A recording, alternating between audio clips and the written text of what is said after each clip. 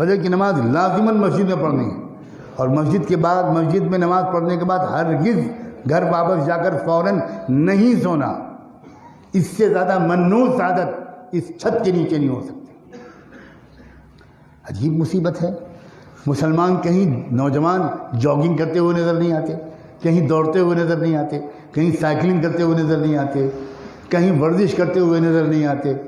اتنی لمبی لمبی جوانیاں لیتے ہوئے نظر آتے ہیں کہ اگر کینیڈا کا گینڈا بھی اگر اندر داخل ہو سکتا ہے.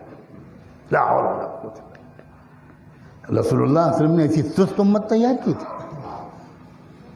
فجر کی نماز کے بعد تھوڑی تلاوت کر لو، اس کے بعد دوڑو، سائیکلنگ کرو، ورزش کرو، فزیکل فٹنس پر زور دو.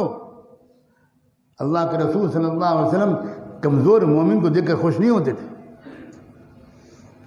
حضور نوجوانوں میں کشتیوں کے مقابلے کراتے تھے، گھوڑوں اور اونٹوں کی ریس کراتے تھے.